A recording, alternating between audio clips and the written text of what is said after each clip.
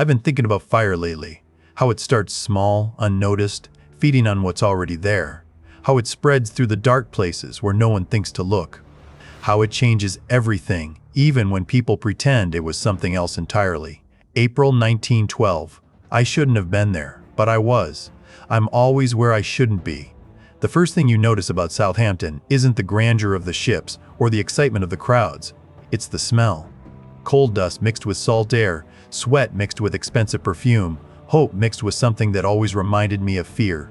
I remember standing on the dock that morning, April 10th, watching them load the last of the cargo onto what they were calling the Unsinkable ship. Unsinkable. I'd heard that word before, in different languages, about different things. Empires mostly. They all sink eventually. The RMS Titanic stretched before me like a floating city, complete with its own class system, its own politics, its own secrets burning quietly in the dark. I'd been following the coal for weeks. Not because I particularly cared about coal, you understand, but because fire has a way of calling to me. Or maybe I have a way of calling to it. The details get fuzzy after a few centuries. The fire had started in coal bunker number 6, somewhere around Belfast, before the ship had even finished her trials. A slow burn, the kind that smolders and spreads and waits. The crew knew about it. Of course they knew. You can't hide that much heat, that much smoke, not from men who work with coal every day of their lives. But they sailed anyway. I watched the stokers working, their faces grim with more than just the usual exhaustion. They were pulling coal from bunker 6 as fast as they could, feeding it to the furnaces, trying to burn through the problem before it became a bigger problem. The irony wasn't lost on me. Fighting fire with fire. The passengers were boarding now, and what passengers they were. I counted at least 3 men who could have bought and sold small countries. Benjamin Guggenheim, heir to a mining fortune that stretched across continents. Isidor Straus, who'd built an empire selling things people didn't know they needed. John Jacob Astor IV, whose family had been accumulating wealth since before America knew what to do with it. And then there were the others. The ones whose names wouldn't make it into the history books, but whose presence that day would echo through decades. Bankers, industrialists, men who moved money the way other men moved furniture. Quietly, efficiently, and always with a purpose. I found myself wondering what they were discussing in those first-class smoking rooms. What plans were being made, what agreements reached, what futures decided over brandy and cigars while coal burned beneath their feet. The Federal Reserve Act was still just an idea then. A proposal floating through the halls of Congress like smoke through a ship's ventilation system. But ideas have a way of becoming reality when the right people want them badly enough, and some of the right people were on that ship. J.P. Morgan wasn't, though. Interesting, that. The man who owned the White Star Line, who had more reason than anyone to be on that maiden voyage, had canceled at the last minute. Business in France, they said, urgent business that couldn't wait. I've learned to pay attention when powerful men suddenly develop urgent business elsewhere. The first day at sea was everything you'd expect from a floating palace. But beneath it all, the fire kept burning. I spent most of that first day in the lower decks, watching the crew work. They were good men, most of them. Hard-working, honest, the kind of people who kept the world running while other people took credit for it. They knew something was wrong, but they also knew their jobs depended on keeping quiet about it. The heat from bunker 6 was affecting the bulkhead, the wall that separated that compartment from the next. Steel doesn't like extreme heat, especially not for days on end. It warps, weakens, becomes something less than what it was designed to be.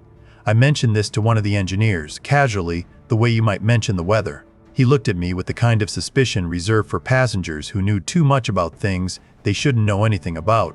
"Who are you?" he asked. "Someone who's seen a lot of ships," I told him, which was true, though probably not in the way he understood it.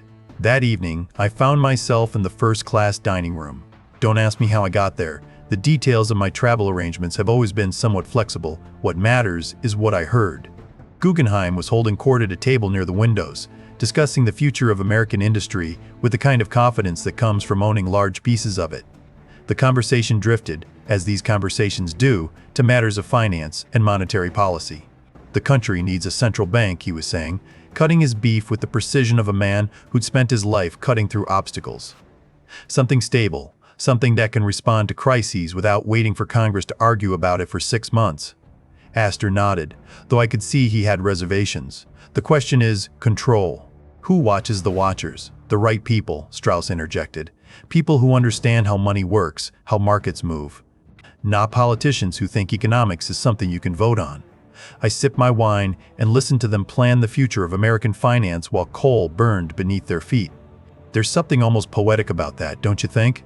Men discussing the flow of money while sitting on top of a fire that would soon let in enough water to sink them all.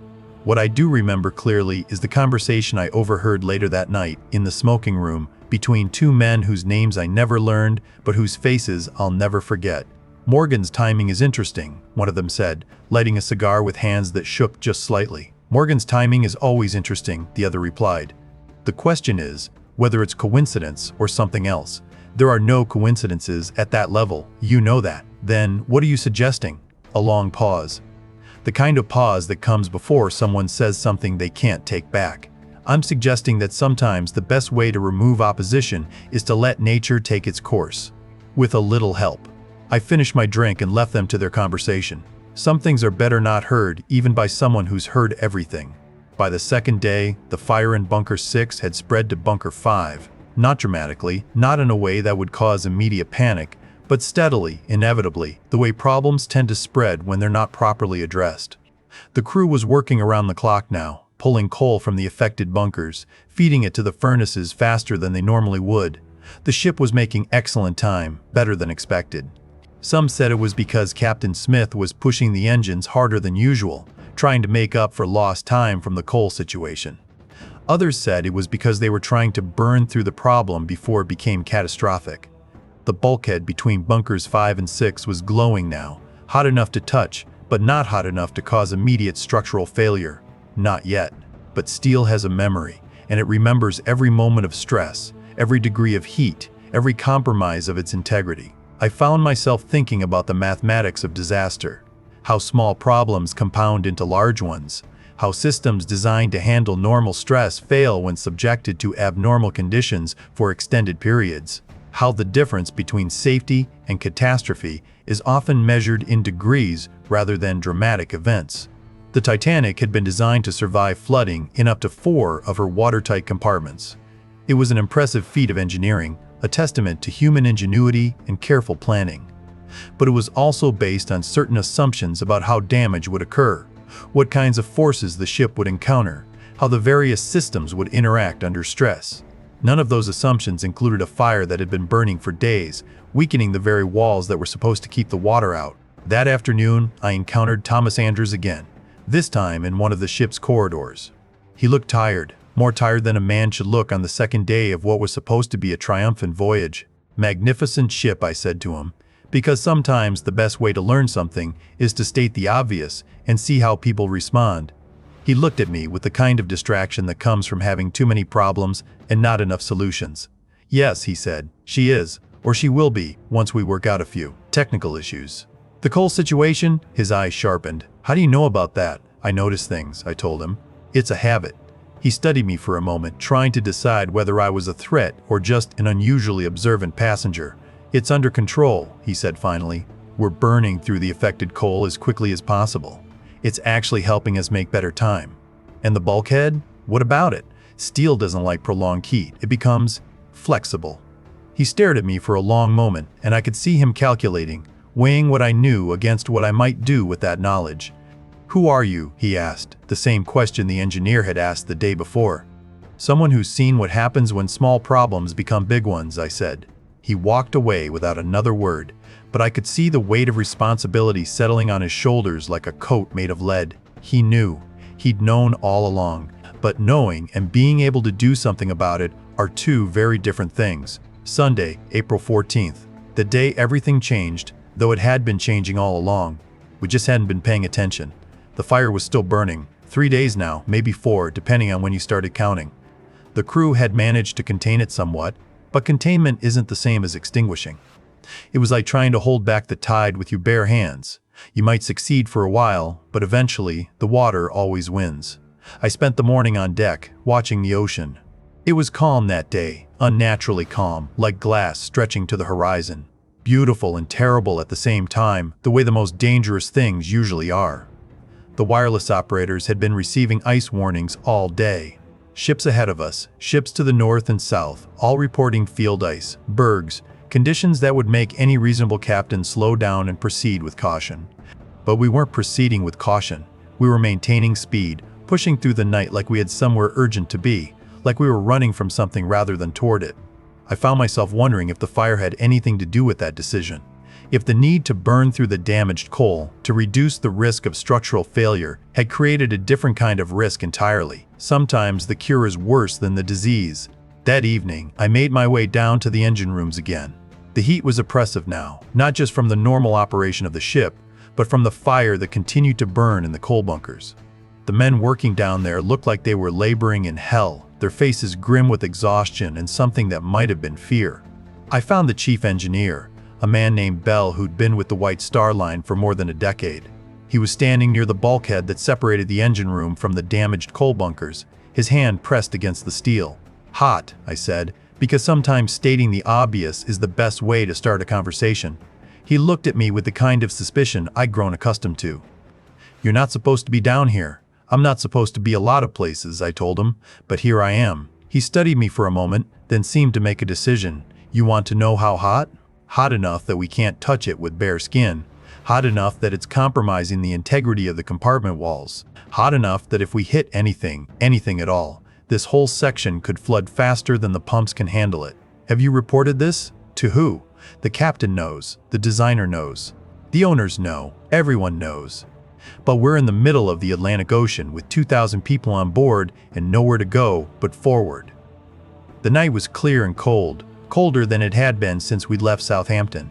The kind of cold that makes the air sharp and the stars bright and the water look like black glass. Beautiful if you didn't know what was coming. I was on deck when the lookout spotted the iceberg. I heard the bells, the shouts, felt the ship begin its desperate turn to port. For a moment, it seemed like we might make it, like the laws of physics might bend just enough to let us slip past disaster. But physics doesn't bend for anyone, not even for the unsinkable ship. The impact, when it came, was almost gentle. A grinding, scraping sound that seemed to go on forever, but probably lasted less than a minute. Most of the passengers barely felt it, just a slight shudder that might have been a large wave or a change in the engine rhythm. But I felt it. I felt the way the ship's steel hull opened up like a flower, letting in the cold Atlantic water. I felt the way the damaged bulkhead, weakened by days of fire, failed faster than it should have, allowing water to flow from one compartment to the next with deadly efficiency. The fire had done its work. Not dramatically, not in a way that anyone would ever write about in the official reports, but quietly, steadily, compromising the very systems that were supposed to keep us safe. Water doesn't care about your bank account. It doesn't care about your social status or your political connections or how many senators you have in your pocket. When a ship is sinking, the ocean treats everyone with the same cold indifference, but people care about those things, even when they're dying. I watched the evacuation unfold with the kind of fascination that comes from seeing human nature stripped down to its essentials. The crew, to their credit, tried to maintain order, tried to follow the protocols they drilled for situations exactly like this one. Women and children first. Lifeboats launched in order, everyone remained calm. But there weren't enough lifeboats, there never are. Benjamin Guggenheim appeared on deck dressed in his finest evening wear, having changed out of his life jacket and into white tie and tails. "We are prepared to go down like gentlemen," he announced to anyone who would listen. I'd seen that kind of dignity before, in other disasters, other endings. It's admirable, in its way, though I've never been sure whether it's courage or just another form of denial. Isidor and Isidor Straus stood together near the lifeboats, refusing to be separated. She wouldn't leave without him, and he wouldn't take a seat that could go to a woman or child. They'd built their fortune together, and they would face whatever came next together. I respected that, even as I wondered what conversations they'd had in private about the Federal Reserve, about the future of American banking, about plans that would now never come to fruition. Or would they? John Jacob Astor helped his pregnant wife into Lifeboat 4, then stepped back to wait with the other men. He was young enough that he might have tried to save himself, rich enough that he could have bought his way onto a boat if he'd wanted to, but he didn't. He stood there in the cold, watching his wife disappear into the darkness, and I found myself wondering what he was thinking about in those final moments. The ship was listing now, tilting forward as the water filled compartment after compartment. The fire-damaged bulkheads were failing exactly as I'd expected them to, allowing the flood to spread faster than the designers had ever imagined possible. What should have been a survivable accident was becoming a catastrophe, and most people still didn't understand why. I made my way down to the lower decks one last time. The third-class passengers were trapped below, locked behind gates that were supposed to maintain order but were now ensuring death. They pressed against the barriers, shouting in languages I recognized and some I didn't, their faces reflecting the universal understanding that they'd been abandoned. I opened a few gates. Don't ask me how, the details aren't important. What matters is that some of those people made it to the upper decks, made it to the lifeboats, made it home to tell their children about the night the Unsinkable ship sank. Not enough of them, but some. I found myself on the boat deck as the last of the lifeboats were launched. The ship was going down by the head now, the bow disappearing beneath the black water, the stern rising into the star-filled sky. The lights were still on, the band was still playing, and men were still pretending that everything would somehow work out. Thomas Andrews was there, standing alone near the bridge, watching his creation die. I approached him one last time, though I'm not sure why. Perhaps because he was the only one who truly understood what had happened, the only one who could see the chain of cause and effect that had led from a coal fire to this moment. "The bulkheads," I said to him.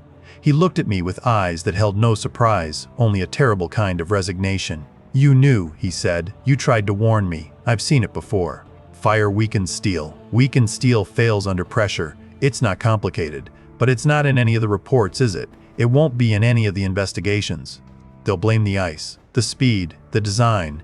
They won't mention that we sailed with a fire burning in our belly for 4 days. Does it matter now?" He considered this for a moment, watching the water creep up the deck toward us. "I suppose not. The dead don't care why they're dead, but the living do. The ones who will make the decisions about what comes next." He looked at me sharply. "What do you mean?" "I mean that sometimes disasters create opportunities. Sometimes the people who survive are the ones who were supposed to survive." Before he could respond, the ship gave a great shudder and began her final plunge. I left him there, standing with his creation as it slipped beneath the waves, and made my way to, well, let's just say I made my way to safety. The details of my own survival have always been somewhat complicated. I was in New York when the Carpathia arrived with the survivors. April 18, 1912, a gray morning that matched the mood of the crowd gathered at Pier 54.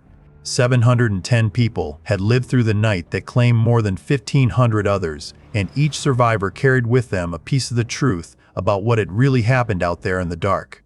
But truth, I've learned, is a flexible thing. It bends to accommodate the needs of the living, reshapes itself to fit the stories people need to tell. The official investigations began almost immediately. The British Board of Trade, the U.S. Senate, maritime experts and naval architects, and men who understood the technical details of how ships were built and how they failed. They asked all the right questions and received all the expected answers. The ship had hit an iceberg. The impact had breached the hull in multiple compartments. The flooding had overwhelmed the watertight bulkheads. The ship had sunk. Tragic, but explainable. An act of God, or nature, or simple bad luck. No one mentioned the fire. Oh, it was there in the testimony, buried in the technical details that most people didn't bother to read. A few witnesses mentioned seeing smoke, feeling unusual heat, observing the crew working frantically to move coal from certain bunkers. But these details were treated as minor complications, side effects of the real disaster rather than contributing causes. The fire-damaged bulkhead that had failed faster than it should have? A design flaw, perhaps, or simply the result of unprecedented stress. The fact that the ship had been burning coal at an accelerated rate, pushing the engines harder than normal? An attempt to maintain schedule, nothing more. I watched the hearings from the gallery, listened to men who'd been there describe what they'd seen while carefully avoiding what they'd understood. The truth was too complicated, too uncomfortable, too likely to raise questions about decisions that had been made by people who were now conveniently dead. But some truths have a way of surviving even when people try to bury them. J.P. Morgan, who'd missed the voyage due to urgent business in France, returned to New York just as the investigations were beginning. His White Star Line had lost its flagship, its reputation, and a significant portion of its passenger manifest. But Morgan himself seemed remarkably unaffected by the disaster. In fact, he seemed energized by it. Within months, the conversation about American banking had shifted dramatically. The need for a central bank, for federal oversight of the monetary system, for institutions that could respond quickly to financial crises. These ideas, which had been debated for years without resolution, suddenly seemed urgent and necessary. The Federal Reserve Act passed Congress in December 1913, less than 2 years after the Titanic sank. It created exactly the kind of central banking system that men like Guggenheim and Straus and Astor had been discussing in the ship's dining room, the kind of system that would concentrate financial power in the hands of a few carefully selected institutions. Institutions that, coincidentally, were controlled by many of the same interests that had controlled them before the disaster. I found myself wondering about the mathematics of coincidence. What were the odds that so many opponents of centralized banking would find themselves on the same doomed ship? What were the chances that the man who owned that ship would develop urgent business elsewhere at exactly the right moment? How likely was it that a coal fire, burning for days before departure, would weaken the very systems designed to keep the ship afloat? Individually, each of these events was perfectly plausible. Collectively, they formed a pattern that was either the result of extraordinary bad luck or extraordinary planning. But patterns, like truth, are in the eye of the beholder. I returned to the North Atlantic in 1985, when Robert Ballard found the wreck. Technology had advanced enough by then to reach the bottom of the ocean, to shine lights into the darkness and see what remained of the unsinkable ship. The Titanic lay broken on the seafloor, split in two, her bow section buried nose, first in the mud and her stern section twisted and mangled from the violence of her final plunge. 73 years underwater had not been kind to her, but the cold and the pressure had preserved enough that you could still see what she had been. I was particularly interested in the area around the coal bunkers. The fire damage was still visible, even after all those years. The steel plating was warped and discolored, weakened in exactly the way I remembered. The bulkheads that should have contained the flooding showed clear signs of thermal stress, of metal that had been compromised by prolonged exposure to extreme heat. But the official reports on the wreck discovery focused on other things. The grand staircase, the personal artifacts, the human stories of tragedy and loss. The technical details of structural failure were relegated to academic papers that few people read and fewer people understood. The fire, once again, was forgotten.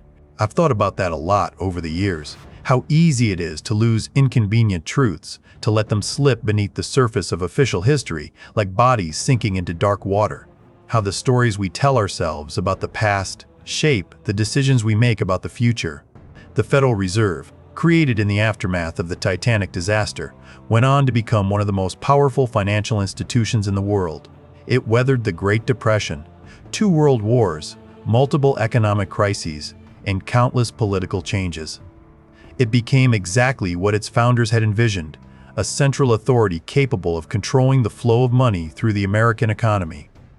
Whether that was always the plan, or whether it was simply an opportunity seized from tragedy, I'll leave for others to decide. I've learned that the difference between conspiracy and coincidence is often just a matter of perspective.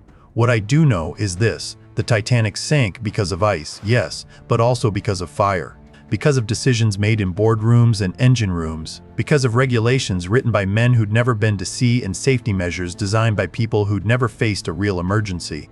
She sank because small problems were allowed to become big ones, because the people in charge believed their own propaganda about unsinkability, because the mathematics of disaster are always more complicated than anyone wants to admit.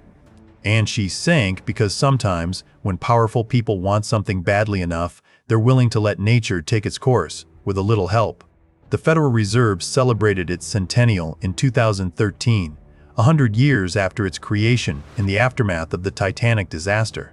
There were conferences and academic papers and speeches about the importance of central banking in maintaining economic stability. No one mentioned the fire, but then no one ever does.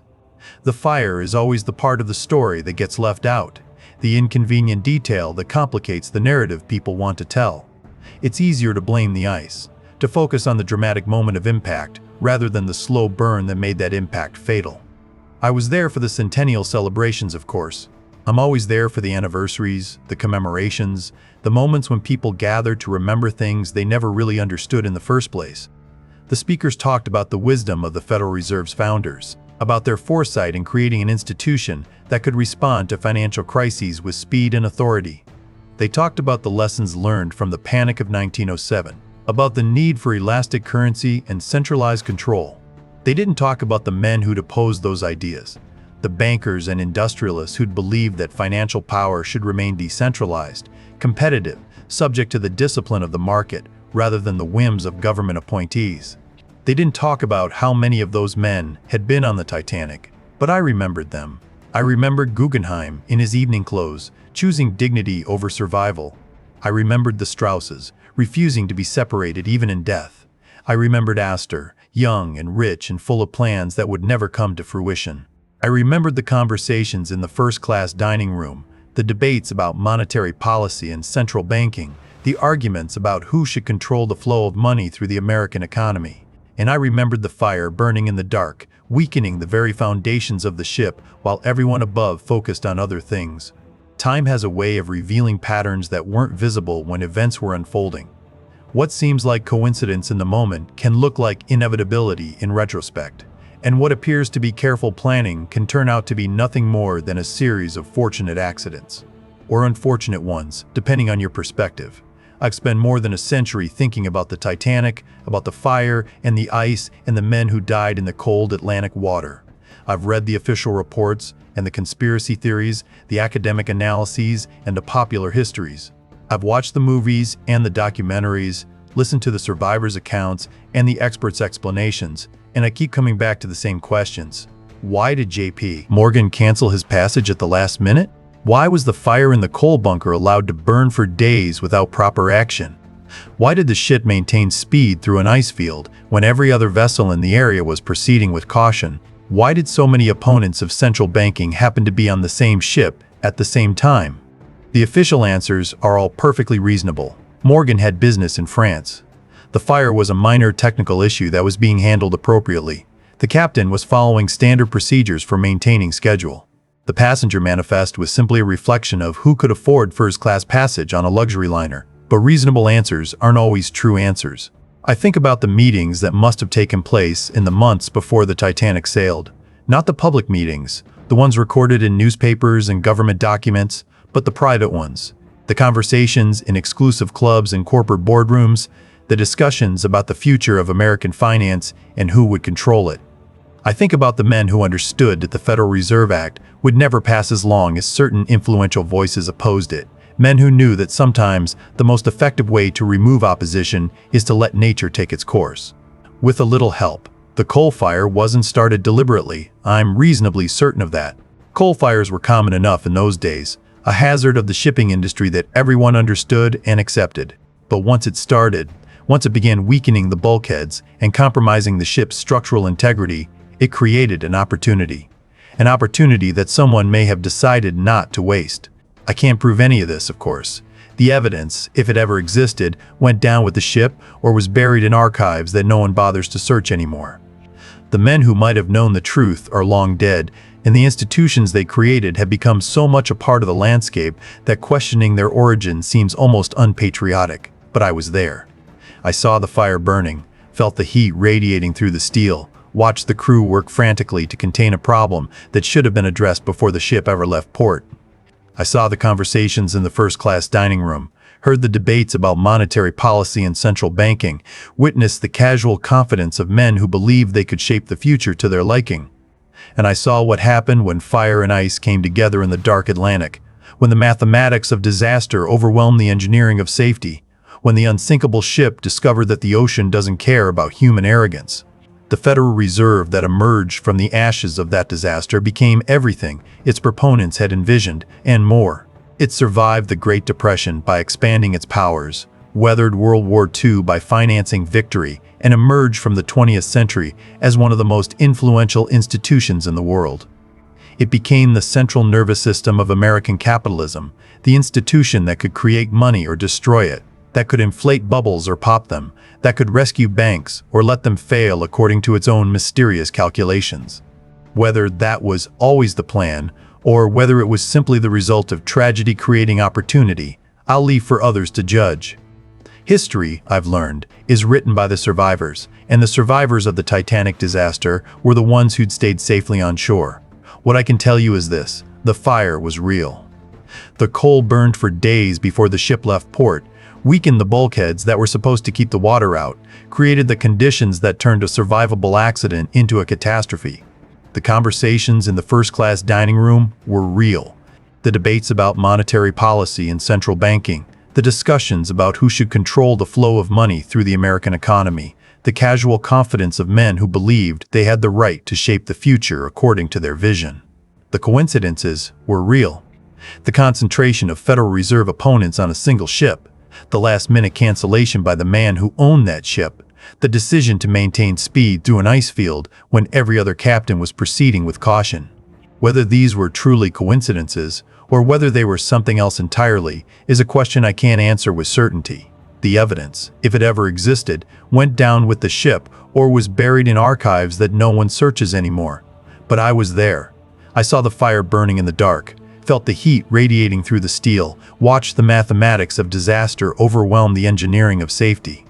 I heard the conversations, witnessed the plans being made, observed the way tragedy can create opportunity for those who are prepared to seize it.